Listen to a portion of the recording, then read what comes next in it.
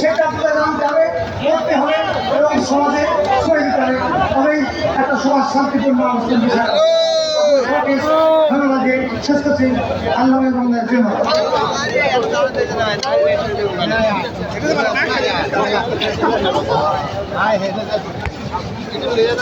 ধন্যবাদ বীর মুক্তিযোদ্ধা অধ্যক্ষ মোহাম্মদ সোহরাবুদ্দিনকে, সাবেক সংসদ সদস্য কুষ্টিয়া সদর ৩। এ পর্যায়ে বক্তব্য উপস্থাপনের জন্য অনুরোধ জানাচ্ছি বীর মুক্তিযোদ্ধা সৈয়দ মেহেদী আহমেদ রুমি, সাবেক সংসদ সদস্য কুষ্টিয়া ৪।